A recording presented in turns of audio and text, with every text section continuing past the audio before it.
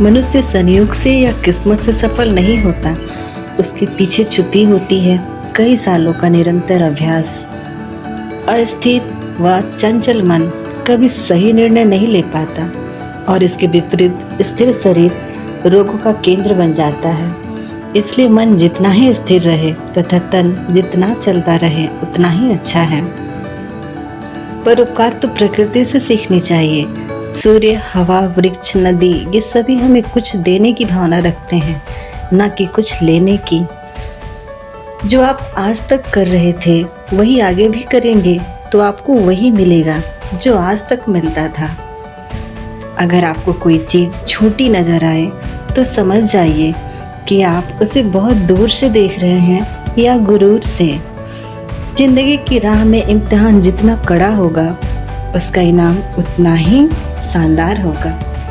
अब निर्भर करता है कि कौन कितने धैर्य और साहस के साथ इस इम्तिहान को पार करके सफल होता है। मनुष्य को अभिमान को अपने अंदर आने नहीं देना चाहिए और स्वाभिमान को जाने नहीं देना चाहिए, क्योंकि अभिमान उसे उठने नहीं देता और स्वाभिमान उसे गिरने नहीं देता।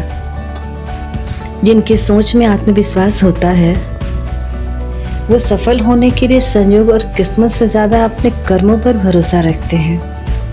अगर आपको पता नहीं आप कहाँ जा रहे हैं तो आप कहाँ पहुँचेंगे किसे पता। इसलिए एक निश्चित लक्ष्य का होना जरूरी है। खामोशी का मतलब लिहाज भी होता है, पर कुछ लोग इसे कायरता समझ बैठते हैं। मनुष्य परिस्थिति की नहीं, परिस्थिति मनुष्य की रचना है।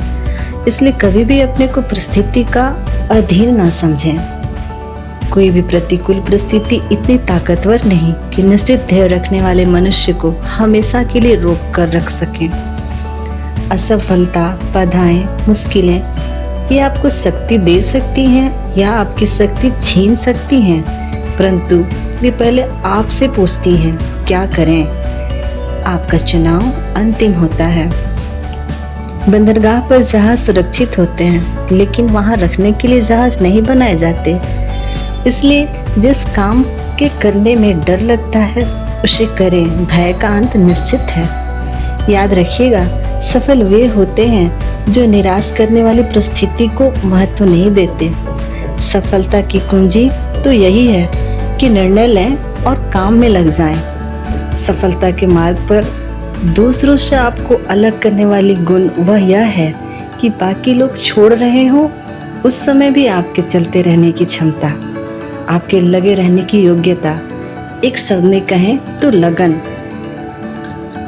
मनुष्य इस वैज्ञानिक युग में कितना ही आगे क्यों न बढ़ जाए, पर है तो सामाजिक प्राणी।